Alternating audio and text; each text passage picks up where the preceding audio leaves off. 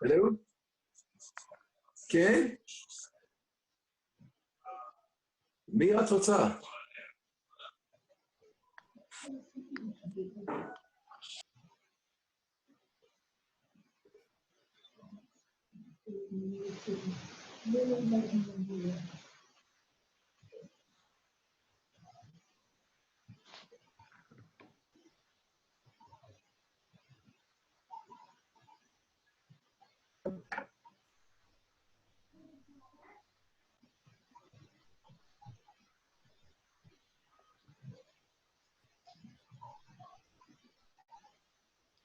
Rabbi, it's entitled about maybe we could close the curtain behind the Rav. Yeah, so. It has a little bit of a glare. It's good to see the Rav on the screen. Welcome. Welcome. Rabbi Goldwith, did you get my message about what we have to turn off so we don't get hacked? No. All right, two I'll look things. at- You have to force mute for everybody or else you won't hear anything. And That's for sure. if you're the host, under share screen to the right, do not allow other people to share the screen. Okay.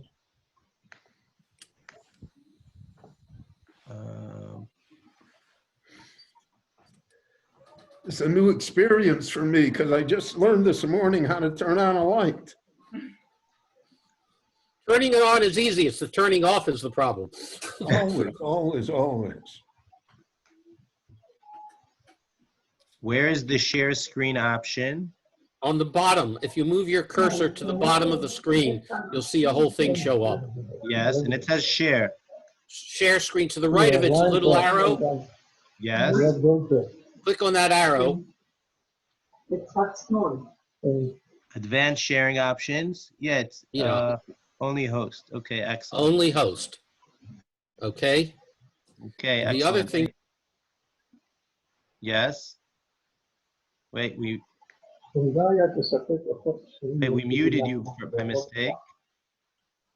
Oh, Unmute. I'm still Yes. talking.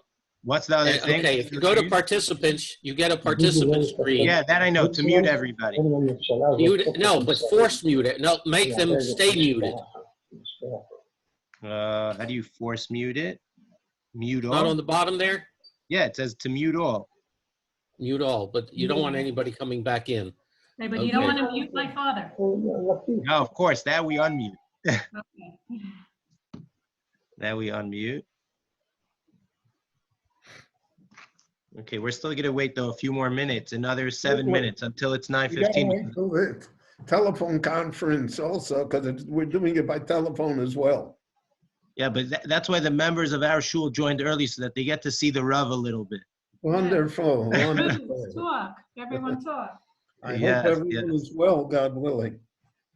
So Rabbi, as your assistant, I could give a good report of the Kehila. Mark, our president, is doing a great job. Yeah, I see every day. Wonderful. And he's doing phenomenal. Moshe Lashinsky was on the call. He makes sure to give out the aliyahs. Every Zoom call, he gives us, he makes sure who is responsible. And really great. And Hashem, this will all pass and we'll all see each other in person again, God willing. Amen. God willing, God willing. God willing. And Morty Tarragon is helping us with the technical, as you just saw. And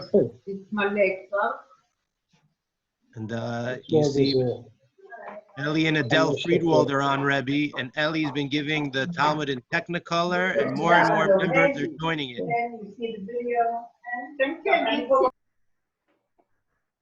Yeah, so that's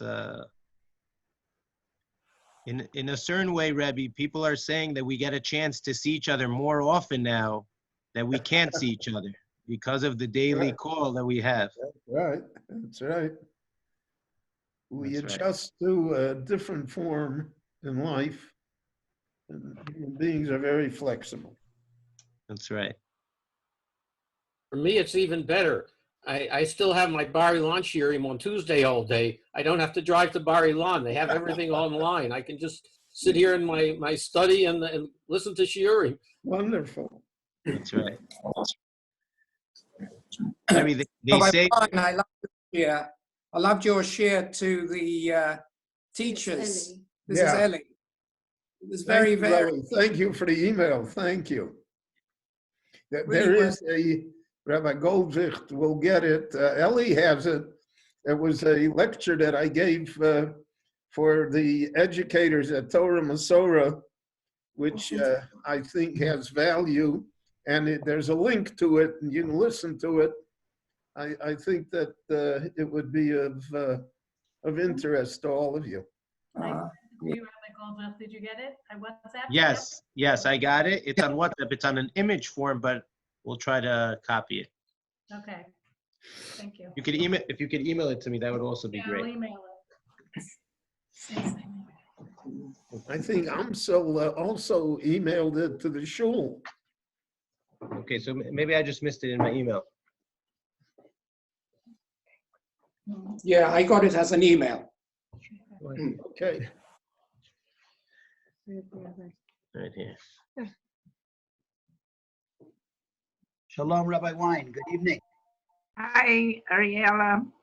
Hi. Hi. Hello, Rabbi and Ariella. Hi. How are you, Ronnie Wachtel? Baruch Hashem. We're doing well. Carrie's joining me in a moment. All kavod for all that you've arranged. Baruch Hashem, a big chus for us that we have Rabbi as our leader, and it goes above space. And it's Okay, can you hear me? Yes. Yes, Rabbi Wein, we can hear you. okay. While the Rav is arranging the phone, I would like to recommend everybody, if you go to the right-hand corner on the top of your screen, it says speaker view. Can you hear If me you want- better now? If you want to see everybody, okay, I'm going to talk a little bit softer. Because this is on Zoom as well, so we're getting rid of the background, don't worry. You can do that. Yeah, I'm gonna. What do I do?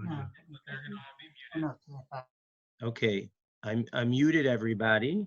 I just wanted to everyone to know I muted everybody. I'm unmuting the rabbi, but everyone else is muted. Please stay muted as well. If you look at your top right corner of your screen, it says speaker view. You could go to a view that you see just the person that is speaking, and that's going to be Rabbi Wein, and therefore you'll see just Rabbi Wein, and you don't need to see everybody during the time of the drasha. There's a speaker view. If you want to see everybody else, so then you could see the grid. We're over 50 people here already, but you go to the top right corner, it says speaker view, and the Rav is going to start in around 1 minute, and then you'll be able to see just the Rav on the big screen. Yes, it's a. David, can you hear me? Hi, can you hear me now? Yes, can you hear me? Yes, can you hear me? Yes, okay, Rabbi Wein? yes, Rabbi Wein? yes. Yes, Rabbi Wein? yes. Hello? Can you hear me? Yes, I can hear you. Can you hear me? Great, yeah. Curious what the Zoom link, did they send out the Zoom link to everyone? In Israel, not nowhere else. In my shul, Okay.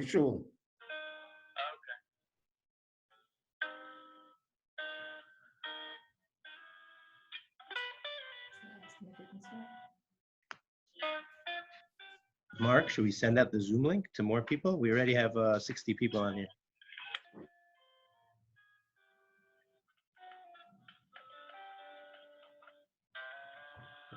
Are there people online, David? I can hear you. Are there people? Yes, are there people online? Yeah, 157 and counting every second. 161, 163. Okay, so when should we start? You want to start right on time, or should I tell everyone to wait a minute? If a minute is a minute, we'll wait a minute, but if it's more, then we won't.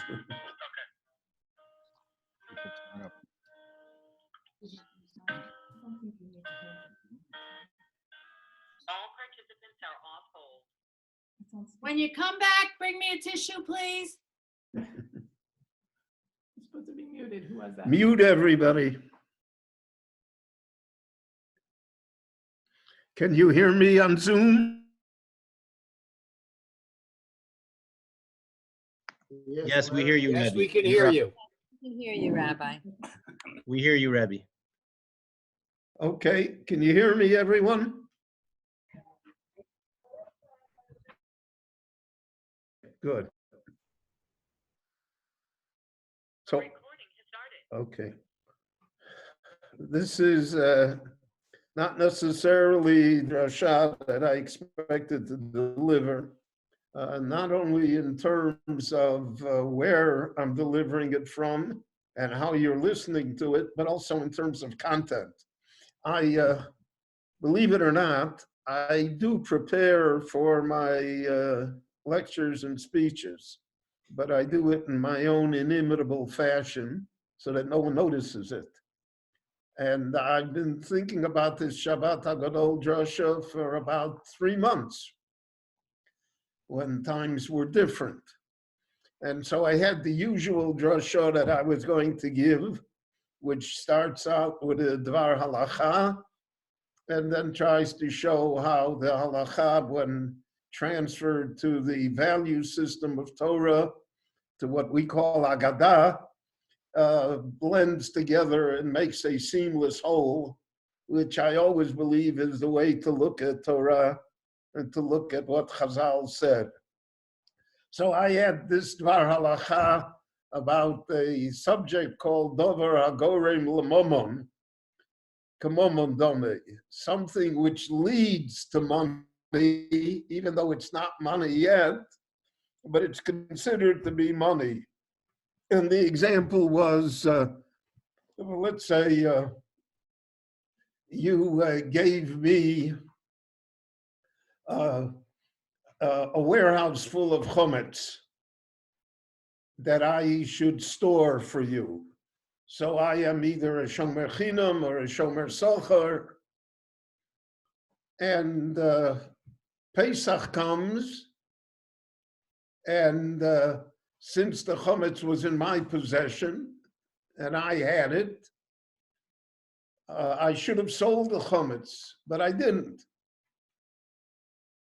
So now it becomes chametz she'ovar alav Pesach, chametz that went through Pesach in the possession of a Jew, and therefore, according to the halacha, it becomes worthless. It's asur b'hana'ah. You can't have any pleasure from it. And after Pesach, I say, okay, come pick up your chametz, here it is. So physically, nothing happened here. And I returned what I took from you, and every piece of it is still present here.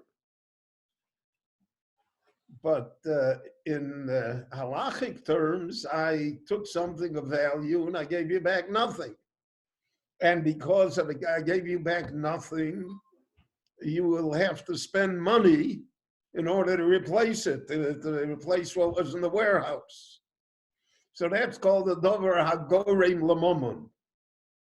There are no damages in the thing itself, but because of extraneous circumstances or halachic circumstances, it's going to cost you money. So am I obligated? Am I not obligated? To how much? And that was the idea that I was going to develop.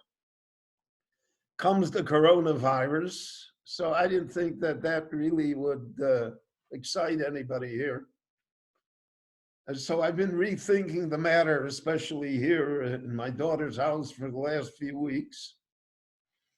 So I'm going to give you what I think is an important system of ideas that we can carry to the Pesach Seder, especially in this difficult and trying time, challenging time, but it's also a time that we can grow from. It's a time that would give us perspective, a time that we are able to see life the way it really is, and not the way we often portray it to be, which is usually a fantasy.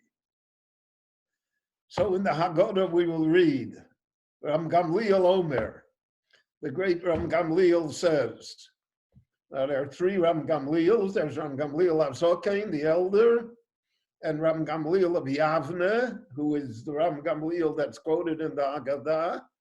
And then there's Ram Gamliel, the third one, who is the son of Rabbi Yehuda Anosi.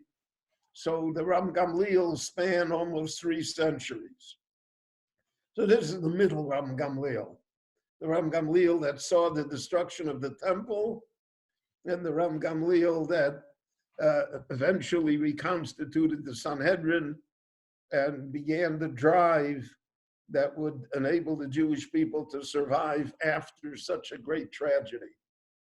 So he said, Kol shelo omar shlosha dvorim elu ba'Pesach lo yotza yedei chavoso. Anyone that does not recite and explain these 3 concepts on the night of the Seder, when we have this mitzvah of Sipur Yitzias Mitzrayim, of telling people about Mitzrayim, if you don't explain these 3 things, Lo Yotze Yirei Chavosa, you have not really fulfilled your obligation. Ve'elu hein, and these are the 3 things, which we all know: Pesach, Matzah, Maror. Pesach al Shumah.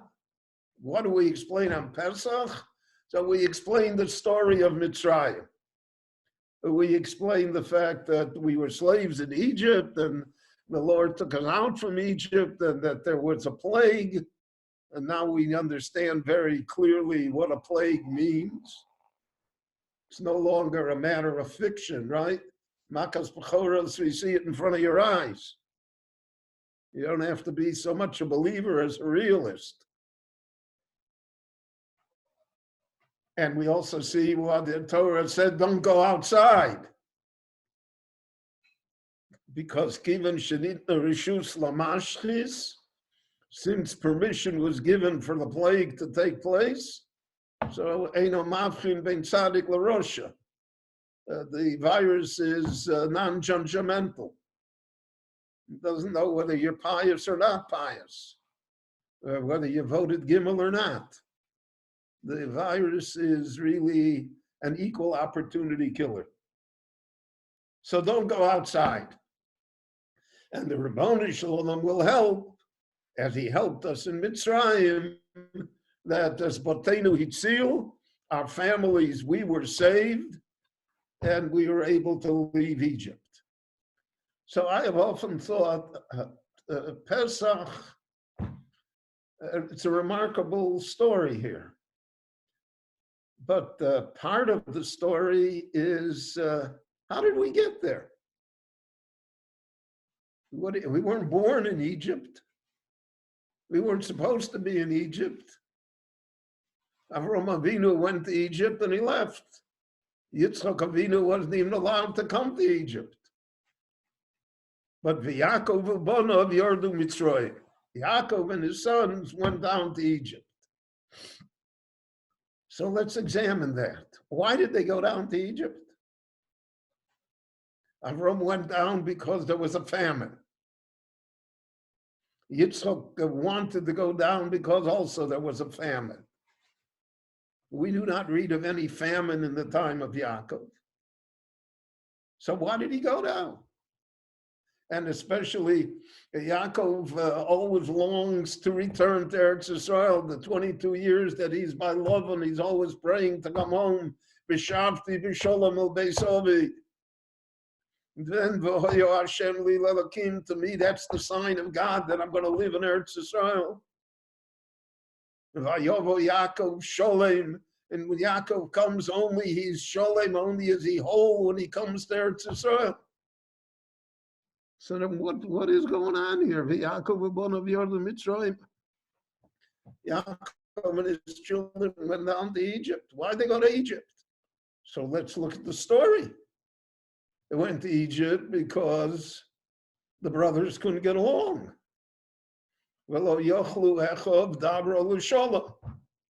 They couldn't tolerate each other for whatever holy reasons are involved, and all the reasons for intolerance are holy. No one starts out in life says, I'm going to be an evil person. But then we develop ideas, we develop our own personalities, we develop our own ego, we develop our own opinions, we develop our own policies. The world has to look a certain way. I want to make it look that way. I know better. So the brothers don't get along. And 10 of the brothers feel that one, number 11, is really a problem because he's a nonconformist.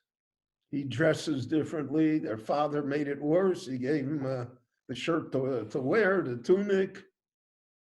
And he's always complaining. He's always saying they did wrong, they did this, they did that. And they're not willing to take it any longer. Now, Eina Mikra Yotze Midei Pshuto.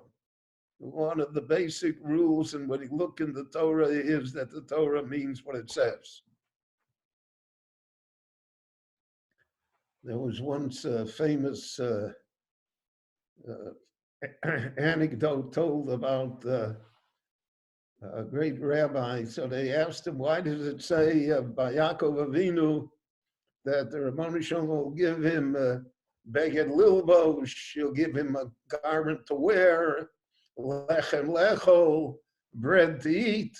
It should say, God will give me a beged and God will give me a lechem. Why does he have to say, bread that I'm going to eat, garments that I'm going to wear?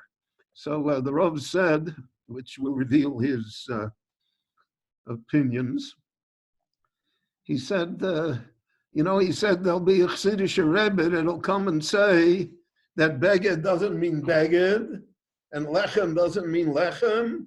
These are all high spiritual things. So he said, so meanwhile, Yaakov will walk around naked and starve to death. So therefore he said, no, beged lilbosh.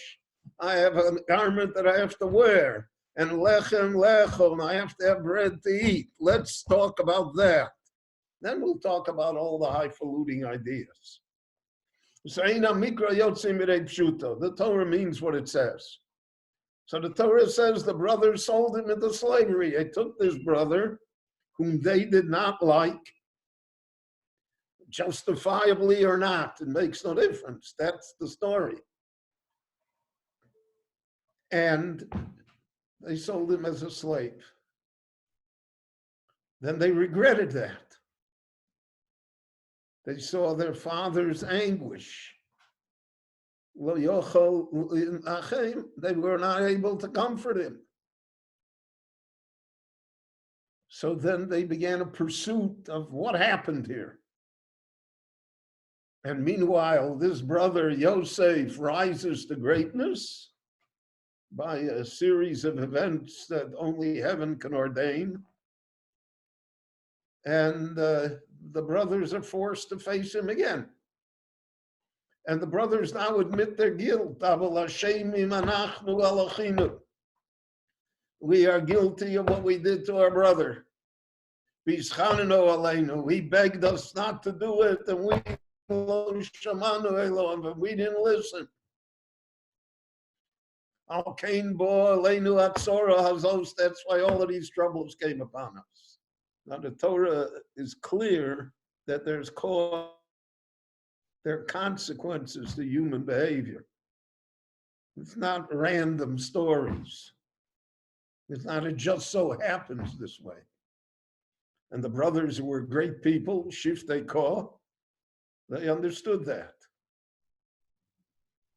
And therefore, the story unfolds with Binyamin, and then finally Yosef reveals himself, and Yosef brings his father down to Egypt. V'Yaakov u'bonov yordu Mitzrayim. Now they went down to Egypt in hope and in joy and in the feeling, the family would be reunited. And they said, they told Yaakov, Yosef will take care of you.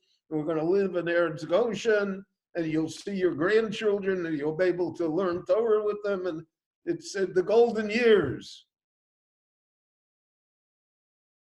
But Yaakov knows instinctively that even though everything is good, it's not so good.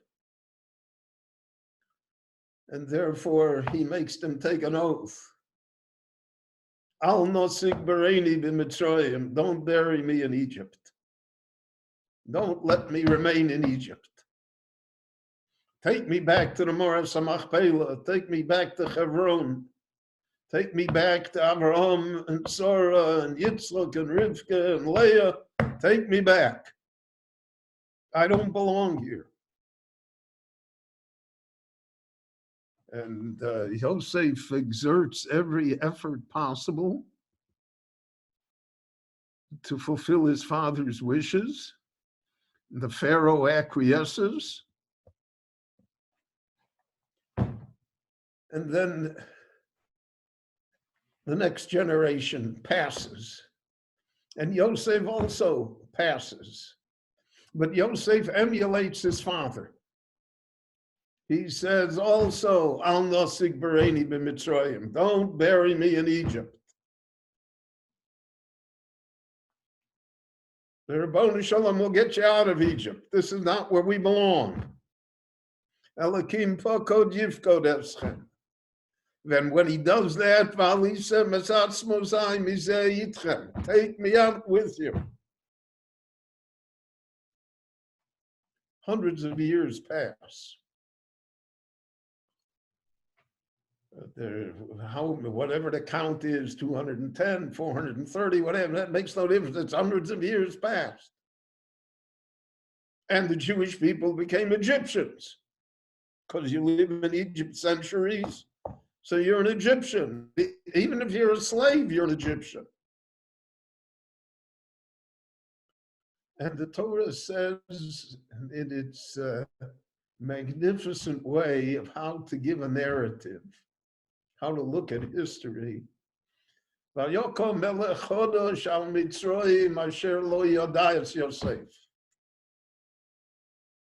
Egyptians don't know Yosef.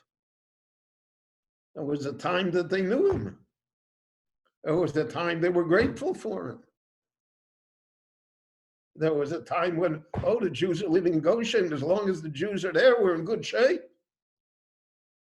It's God's people. And now, Asher lo yoda es Yosef. He doesn't know the whole story. And not only doesn't the king know the story, the Jewish people don't know the story. Asher lo yoda es Yosef is not just the king, the Jewish people don't know the story. And therefore, when Moshe comes and he tells them, I'm going to take you out, they say, Chadalno, don't tell us. And later, even when they're free, they will say, Nitno Rosh V'Noshuva Mitzrayim. We're going back to Egypt. We're Egyptians. And when that happens, Asher lo yoda es Yosef. And we see that when the Jewish people left Egypt, so the Torah tells us, so everybody was taking gold and silver and utensils and clothing. They would take a reparations for the hundreds of years of slavery. So everybody's grabbing. You can imagine, right? The Chafetz Chaim had a great mashal that he would say, that he was once in the street in the marketplace, and a farmer was conducting his wagon full of apples. And the horse that was pulling the wagon bolted, and the wagon turned over, and there were apples all over the street. So everybody was grabbing poor farmer's apples. And he was standing on the road and shouting and crying. And a man came over to him and said, stop crying, you grab too. Take your apples. That's really the story here. So everybody is taking gold and silver. But Shlomo Melech wrote centuries later, Chacham Lev Yikach Mitzvot. Person who's really wise, he took mitzvahs. He grabbed the right apple. That's Moshe Rabbeinu. Everybody is leaving with money, and Moshe goes and looks for Yosef's body. He remembers that he is B'nai Israel. That there's a shvuah, there's an oath that you're going to take me out. And therefore, the Aron of Yosef was removed from Egypt and is buried in Shechem until today. There's Kever Yosef HaTzadik. So Pesach reminds us not how we got out only, but how did we get in? What happened here? And that's a lesson for generations, and certainly for our generation. How did we get here? Yeah, but people have all sorts of answers. When you put all the answers together, it makes absolutely no sense. You tell me Ben Gurion got us here, or Herzl? They are instruments. They are people who, through whom the Lord, so to speak, affects his will. But that's not how we got here. We got here because this is our home. This is where we know we belong. This is our oath. Don't bury me somewhere else. Don't tell me I'm Egyptian when I'm not. And that's the whole struggle of the Jewish people throughout the ages, is to retain our identity, to know who we are, where we came from, what we're supposed to be. And that's the night of Pesach. Pesach al Shumah, the Rebbeinu Shalom took us out. Tell them the story. How did this happen? How did we get there? How did we leave? So therefore, we'll have a sense to know who we are. And if we know who we are, so then we behave differently. We only behave badly because we don't have any self-awareness. We don't think it counts. But the Torah does not take its foot off the accelerator. The Torah is insistent. And therefore, there are many, many ways that the Lord teaches us, and we're in the middle of a teaching lesson now. I said it in my brilliant lecture to the educators. I said, whatever happens here, and it'll all go away, God willing, quickly, and then it's not going to be the same. It's not going to be what it was 3-4 months ago, no matter what. Can't be. We have witnessed a sea change. And how will we react to it? That will be our challenge. And how do we rebuild it? And what form will it take? Those are the questions that should face us. It's Pesach. What is Pesach? How should know? Why? Oh, because I know the whole story. And then he said matzah. Matzah is ushon ochlim. Matzah that we eat on the night of the Seder, the mitzvah, the kazayis, the 2 kazayisim, the 3 kazayisim, the 4 kazayisim. Why? So matzah has in itself a few unique characteristics. First of all, it tastes like cardboard. The second characteristic is that chometz is b'mashahu. Everything else in life is proportional. Things are relative. Things are good compared to what? I'm quarantined in this house with my wonderful daughter and son-in-law. I've been a pest for them for 17 days already. Believe me, they're praying for this to get over with. Now, I'm bored and I'm boring, and there's not much that can be done here, but it's wonderful. Relative to what? God forbid, to being outside, to being exposed, Rahman al-Islam. So all of life is relative. If we realize that, so we would realize that good is also worth something, even if it's not perfect. Even if it's not part of the disease of the Western world is that things have to be perfect. Society, our leaders have to be everything has to be perfect. Not that way at all. I always tell the story about the family that had a son, and for the first 5 years of his life, he didn't utter a word. And the parents naturally were beside themselves with worry. And they took him to all of the great therapists and all of the great doctors and all of the great experts, and nobody could fathom why. Because there was nothing wrong with him mentally, audio, he could hear, everything is perfect. So why can't he talk? And then one day he's eating breakfast and he says to his mother, the porridge is too hot. Well, the mother went wild. And she called up the father and she said, Johnny spoke and everything, you know. And then when it all calmed down, she said to him, why didn't you say anything until now? He said, until now it wasn't too hot. Well, that's us, right? Relative. Chometz has no relativity to it. Mashu, the smallest amount is already no good. Matzah that has 1 grain of chometz in it is not matzah. And that describes our soul. Our soul is not relative. Our soul seeks perfection.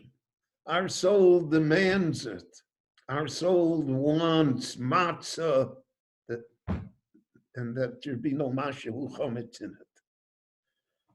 There's a great discussion in the Gemara. One of the advantages that I have living here is that I'm able to learn with my son-in-law, Rabbi Moshe Teitelbaum, who is a great Talmid Chacham. And so we were discussing, learning the subject matter in the Gemara Pesachim about matzah ashira. Rich matzah. In other words, matzah that's not mixed with water, but it's mixed with honey, it's mixed with oil, it's mixed, the discussion is mixed with milk, it's mixed with other liquids, it's mixed with fruit juice. It's what we lovingly call egg matzah.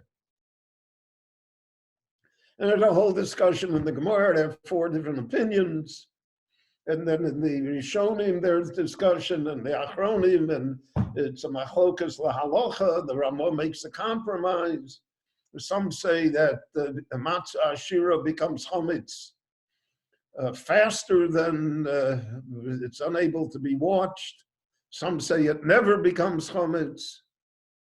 So because of that, the Ramah made the compromise that matzah ashira is only for older people.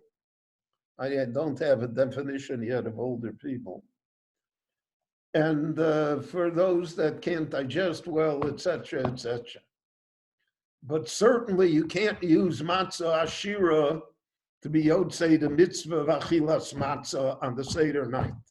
The Seder night, you can't use that. The question is, the rest of Pesach, can you eat egg matzah or not? And most people are makel, fine, good. But it's not the matzah's mitzvah. And there's a great value lesson there. You can't improve on matzah. Matzah isn't to your taste. Matzah is what the Rebbeinu Shalom says is matzah, not what you say is matzah. And we live in a time of matzah ashira. Or at least we did until this Pesach. Well, people didn't ask, how are you going to celebrate Pesach? What is it going to mean to you? People say, where are you going to go for Pesach?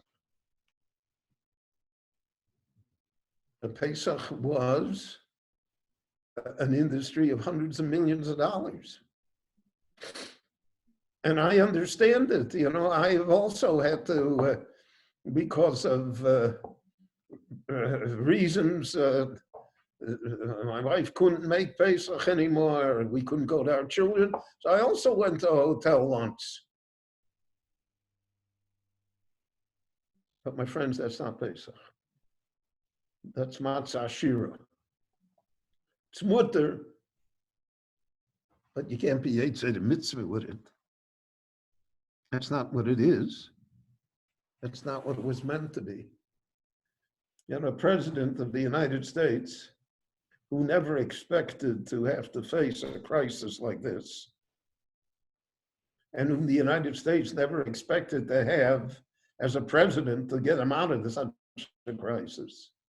I mean, Yoshe Bashamayim Yitzchak, Hashem Yilad Lomo, God's mockery of us is so apparent in every facet of this. But the President of the United States said very accurately, he said, I receive thousands of letters every day from people who say, thank you, Mr. President.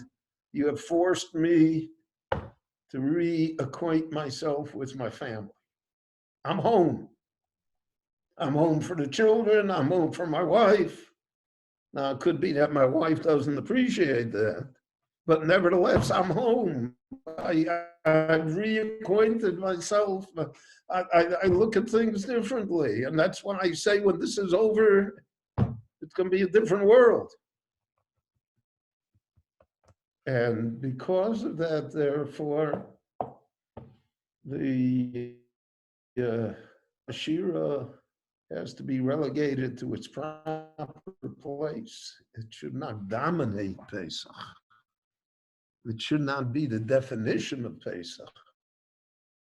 It should not be what it is really never intended to be. I'm old-fashioned. The good old days in Chicago in the 1940s. So first of all, there were no Pesach foods. So 3 times a day you had matzah.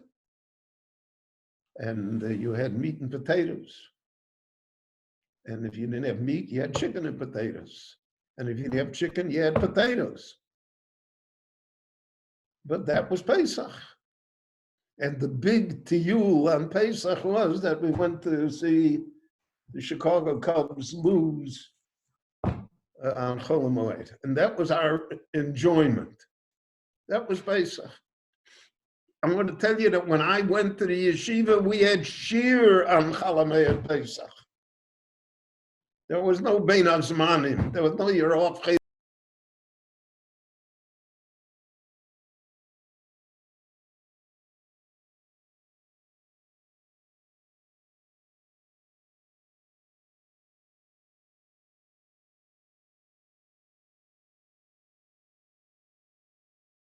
Yeah.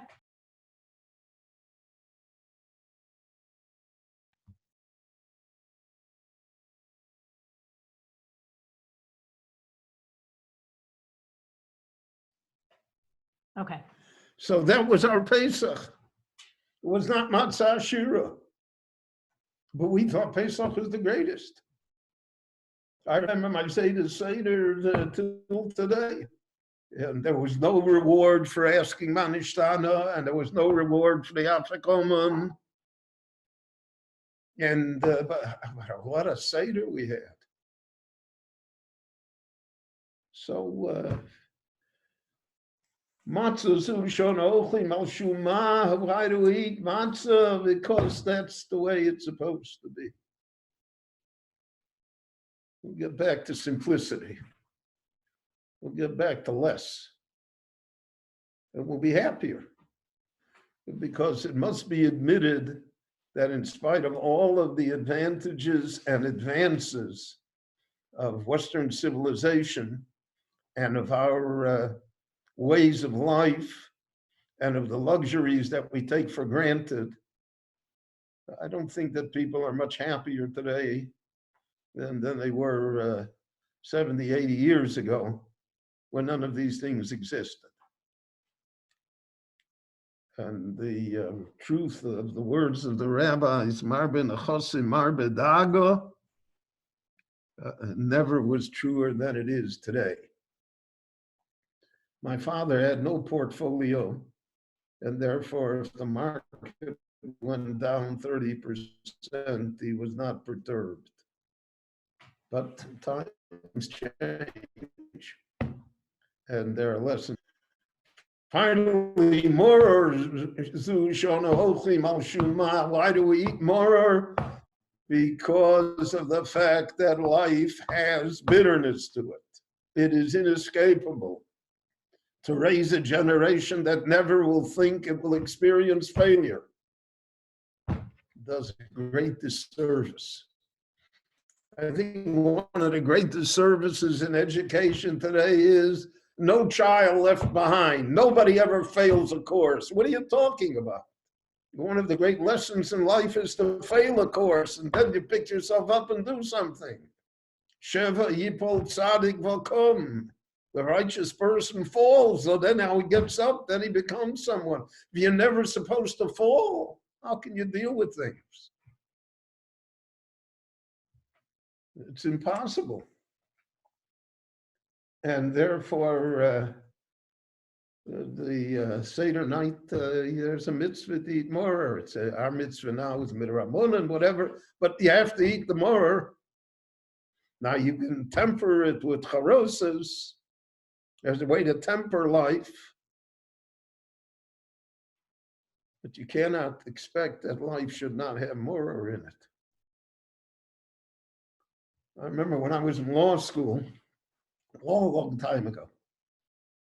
So I was pretty good. In fact, in the first semester in law school, I won the prize for being the outstanding student of the law school that I attended. So I was really full of myself. So in the second semester, I took a course, and I relied on my memory and on my usual brilliance. And when it came time to take the midterm exam, I got a 73. I had never gotten less than a 95 on any exam till then. I came home and I told my parents, and I wept.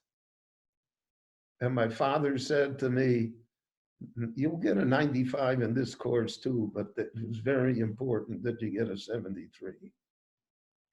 Because when you get the 73, you know that you're not.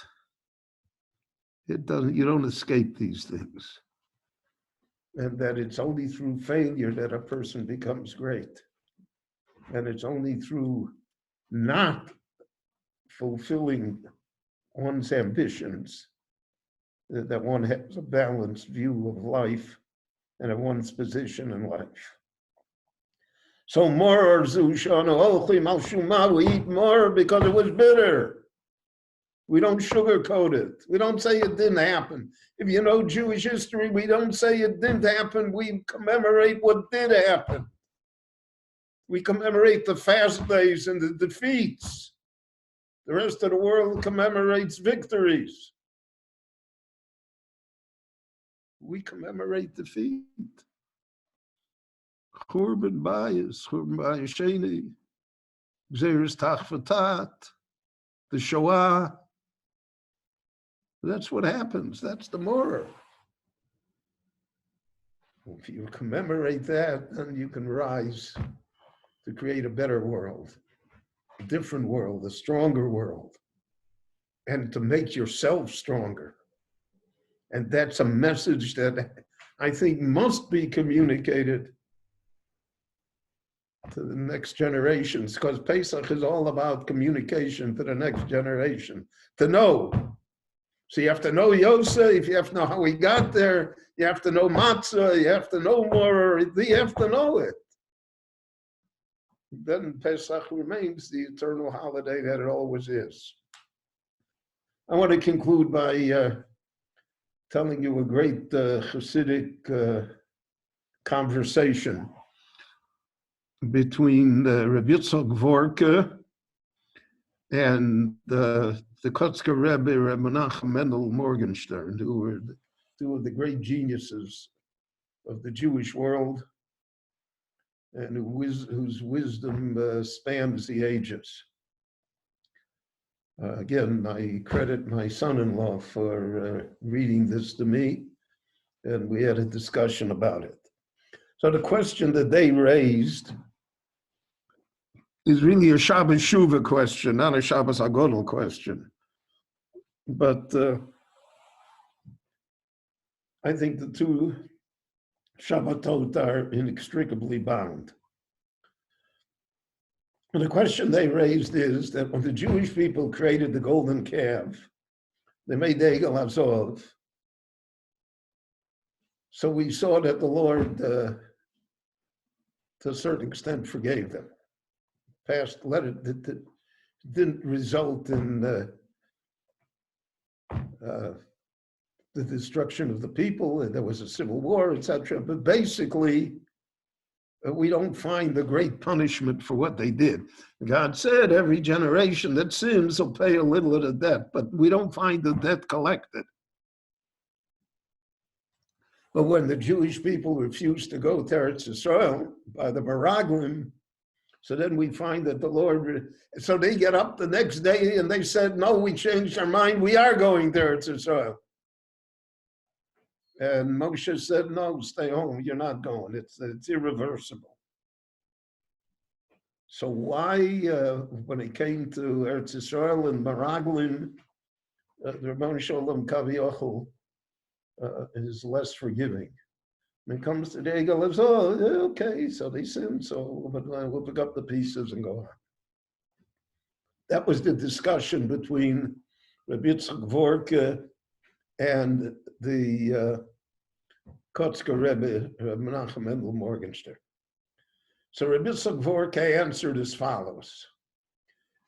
A very interesting answer. He said, at the time of the Egel, the Jewish people didn't know about tshuva. They didn't know about the Yud Gimel Midas, Hashem, Kel Rachum, Mechanu, Nerech Apayim, all of it comes afterwards. They didn't know that Moshe could intercede on their behalf. So therefore, they felt that they were gone. There was no possibility that they would continue. Nevertheless, they said, we're going to continue to worship God. Even though he does not forgive us, even though he is not going to be nice to us, even though we're doomed, we're going to worship him. We realize we made a mistake. So the Rebbeinu Shalom let it pass. But when it came to Eretz Yisrael, so then they already knew about tshuva. They already knew, so to speak, that God forgives. You know, Heinrich Heine said on his deathbed, he said he's not afraid of confronting God because he knows God will forgive him, because that's his job. So they thought, you know, the next day get up and they're doing tshuva. Okay, now we will go there to Israel. That's not tshuva. Tshuva, he said, is when there's no hope. As long as you have hope that you're going to be forgiven, you're not really sorry you did it because of the fact that he'll forgive you. That was Rabbi Dvorke's take on it. The Kotzker Rebbe had a different take, which really applies to us. The Kotzker said the sin, what was the sin of the Egel? They were looking for God. Nas Elonu Elohim, let us make, we can't be without a God. We have to have one. You know, the Kotzker said once, he said, you know, you can be for God, you can be against God, but you can't be without God. So by the ego, they had high aspirations. They wanted to build a utopia. They were Marxists, whatever, we're going to build the better world, right?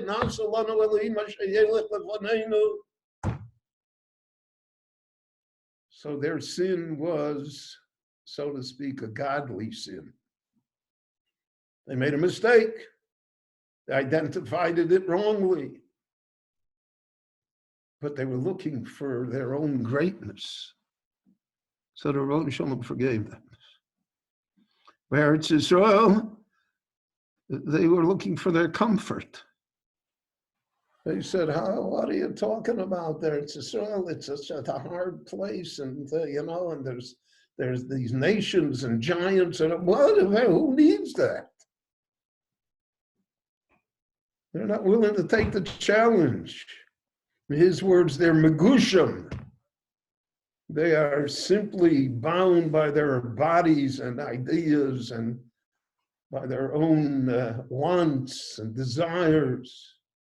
They can't see past themselves. That is unforgivable.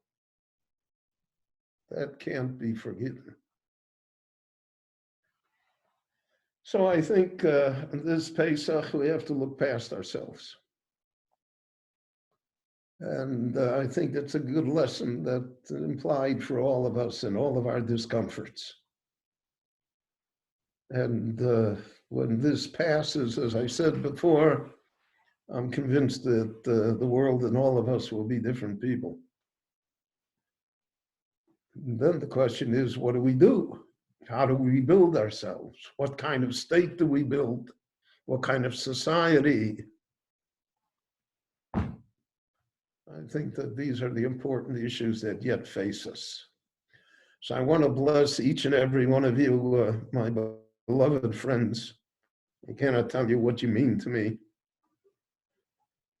That the Lord should help and this scourge should pass from all of us and from all of Israel and from all of mankind. And that will be zoche to a chan kosher v'sameach, to psuras teves, yeshuos v'nechamos. And thank you all for listening. Chan kosher v'sameach. Kol tov. Okay, thank you, Rabbi. On behalf of the entire Kehila over here, we're over 80 people, and we would like to say thank you to the Rav for facilitating that. Not only we could thank you, Rav ETL. The shul has such a schus that they have ETL Goldvich as their Rav, and I appreciate it more than anyone else. Well, we have a schus that we have the Rav. We have this schus that we have the Rav as our Rav, and thank you for facilitating that we could see the Rav throughout the entire drasha. It gave us a lot of chizik to see the Rav, and that all the congregants are able to see one another and to see the Rav. We feel like we're back together in Yerushalayim, and even though we're in a distance of place, our hearts are very close to one another. Very good. Alavai and Kol Tov Selo, and thank you all. Kol Tov. Okay, thank you, Rabbi. Okay. They're waving. Thank you. Everyone's unmuted. It's party time. Everyone is unmuted. Sameach. Hi, Sameach. Thank you very much. Sameach, everyone. And be well, Rabbi. Stay well. You can say hello to him. You can greet to Rabbi Wein. You want?